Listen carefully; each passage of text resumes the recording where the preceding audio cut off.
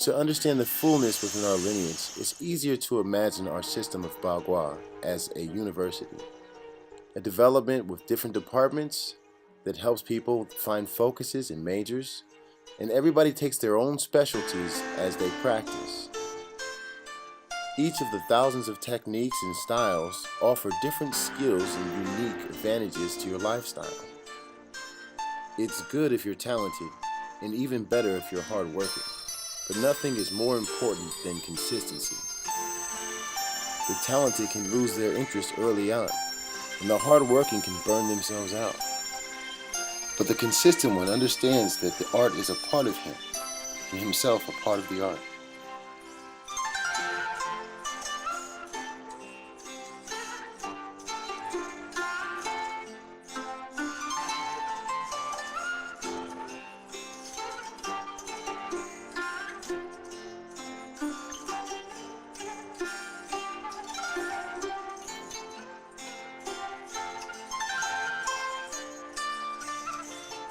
To do the rolling sphere, we make like we're holding a ball or a sphere, moving in one direction and the next. But first, let's start with the legs just to review the figure eight. Going forward, 1, 2, 3, 4. Shifting that weight, 2, 3, 4. Remember, the legs are mostly pointed inward with the toes, but on this kind of curved screen, it would appear that my legs are pointing outward. Now we curve, sink our weight, and move one side to the next. The top hand becomes the bottom hand. We're not moving the hands, not by themselves, but just turning the body in the form of a figure eight. So we get a figure eight on the bottom that matches the figure eight on the top. Now, this is a medium sphere. My hands are in the middle. I can make it a lot larger if I want to. Keeping the elbows bent in. Now I enlarge the sides of my sphere.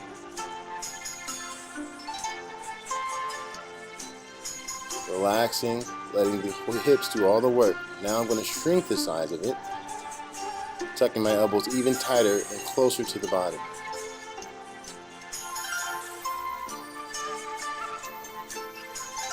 Just like you're holding a sphere and you're moving it partially to the left and to the right, and also from the front to the back, just a little as the hips turn. Here's with the cross step. One side, I just step the leg straight behind. As I move over, I step, the sphere moves over, then as the other foot arrives, it goes back. 1, 2. Make sure you hold that sphere structure regardless of what your legs are doing. 1, 2. There we go again. This is all about structural training here. So even though it appears soft, if you turn into somebody with this, it's actually very hard. But we can choose to absorb that energy into the hips and keep it soft if we want, or make it hard if we need.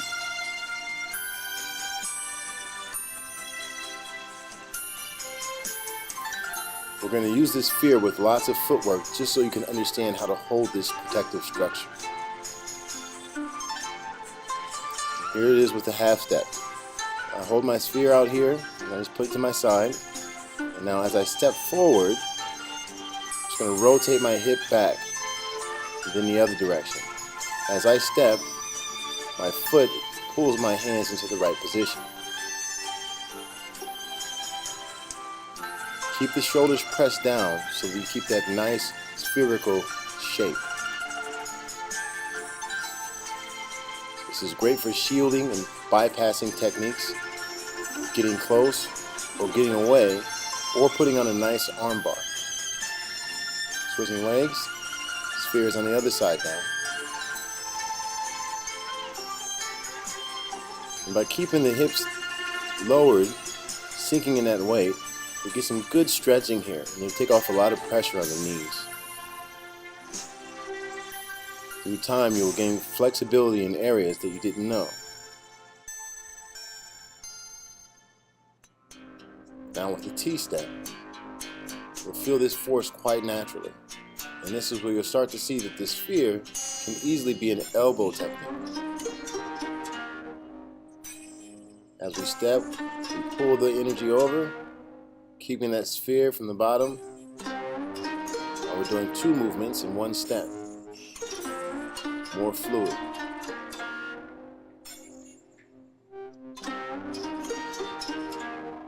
Here it is with the bicep. Moving past, holding that sphere position. This movement doesn't change too much, it just changes the shape of the body, which allows for different options. Think about cars with different shapes for different purposes. Here it is with the co-step. Once again, you see that elbow.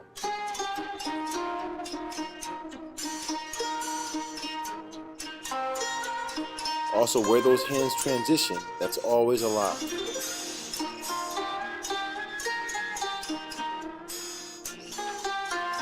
Now, using dual motion, I'll do two going one direction and then one, just to make sure I'm fluid. Two, and then one.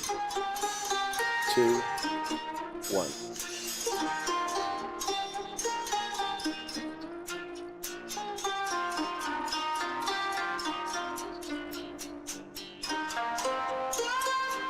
Now this is the quick step. Continuous motion, moving back and forward. Keep the weight in the back, even as you're moving forward and back. You'll see in our style, we go up on the toe sometimes to drive extra force. A lot of people don't, we do.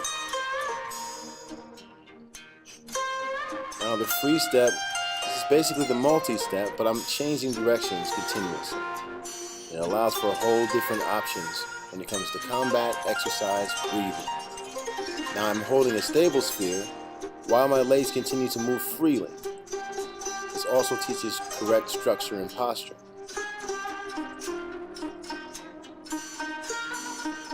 Try to find a mirror and make sure you're not leaning. It's easy to lean on some of these. Sometimes we do lean, but you want to make sure it's intentional and that it matches the correct energy.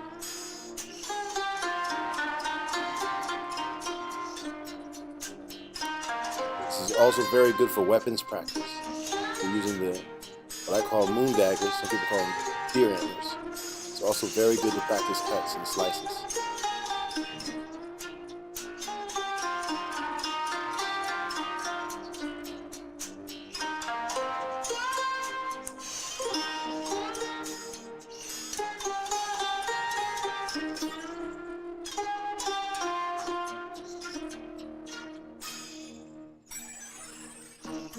Here's the Ko-Bai-Bu turn. Now when we do this, we want to keep our thighs a little tighter. Make sure that you turn from the hip so that there is no pressure at all on the knee. If you feel pressure on the knee, you're not doing it correctly. So you can lighten this step just to make sure you're stepping correctly. What I'm doing is practicing angles, stepping in different angles at different moments. And now I focus that orientation on one object. Ko-Bu, and turn, and a Bai-Bu, and turn. Keeping my head on my target. Bai-Bu, and turn. If you're actually doing this with a person, you would be sticking to them the entire time you're turning. So it's never just a spin in place. Here it is with the sphere. Turn, step, turn, step.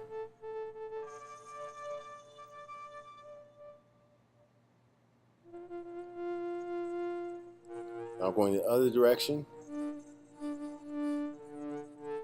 This is very good because if you can orient yourself in these steps, you disorient your opponent. Now I bring my sphere with my first step, so it's just making sure that I step in the right position.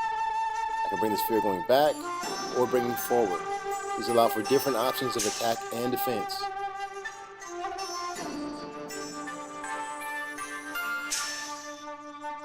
Now I'm going to try to move more freely, basically using the multi-step here, down to one side and then the other direction. So I'm using a multi-step forward, and I'm changing directions.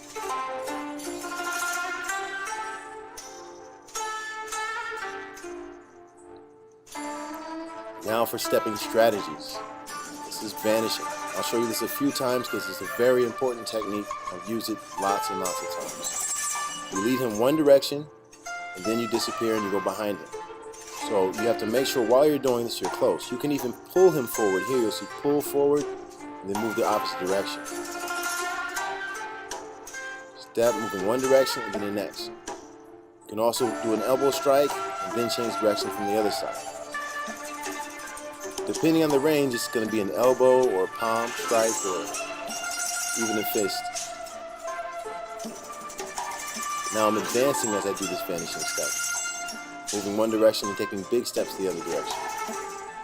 This is the grinder. Whatever comes in here should get broken.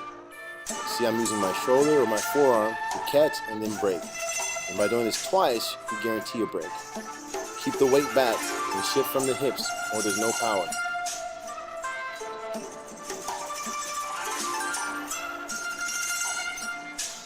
Hypnosis. This is the grinder, except for now I'm using the multi-step. So I tie the hands, I can trap the hands while I'm stepping to one side or the other side. And now the inside leg is the one I'm stopping at. See, the inside leg crosses his body, also leads to a good trip.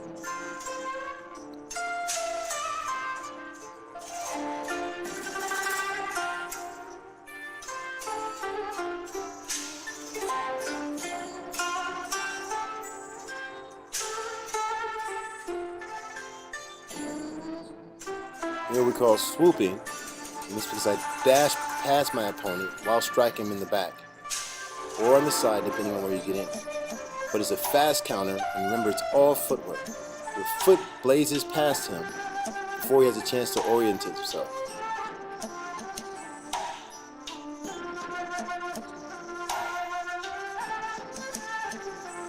It's important for a good bursting step on these movements. This is the hidden break. The first hand touches, the next one breaks. Swing in his face and crash down below. This is almost a guaranteed strike. Just make sure you're going into the spot where he's vulnerable. Don't go against his own arms.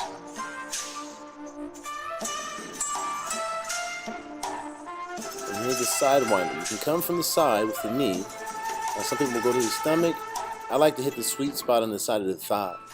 If you can slow your opponent down, then he can't keep up with you because all of our movements are footwork. And here it is with the trip, twisting one way, then the next.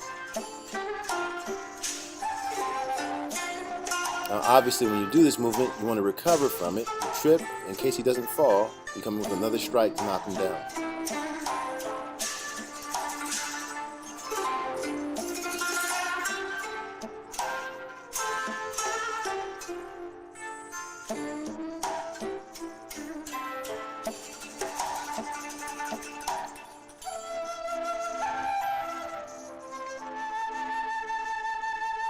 Here we are. While touching this balloon, please remember every touch is keeping the balloon up, but the touch comes from the foot. So your foot should be moving. This is about a footwork drill, not handwork. Keeping your structure and turning one direction to the next. And this teaches you how to do controlled structural work and not losing your structure. It's easy to touch the balloon, but staying in structure with every technique, that is the challenge of this exercise. Once you start to lose that structure, just slow down and start over. If you find that it's too easy, then you can present yourself with more challenges using several balloons.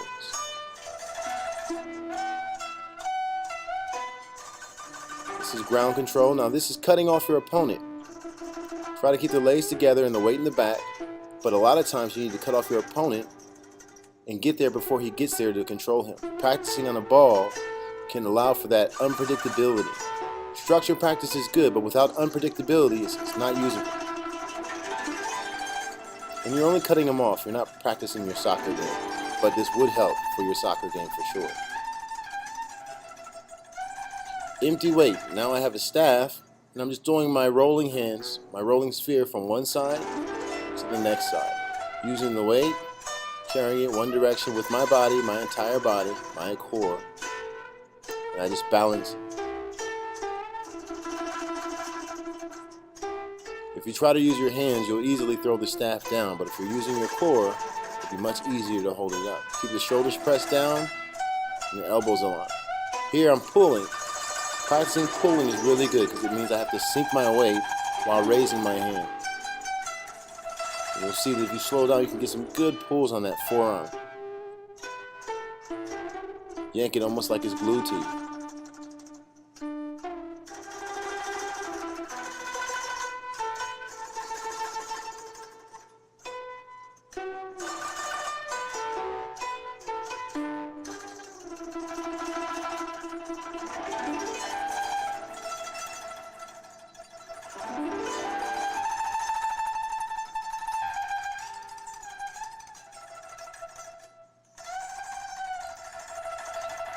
Now with two staffs, I do exactly the same movement as the swinging hand or the rolling sphere. Roll from one side to the next side. And the staffs will tell me if my formation is correct while giving me some weight training practice. You'll see how they'll naturally move out of the way of each other, just as your hands do. And by using your weight to pull it, it'll be very easy to see if it's your arms or your legs. If your shoulders get tired and your arms get tired, you're not doing it right. Here it is again with a little bit of footwork, pulling one way, then the next.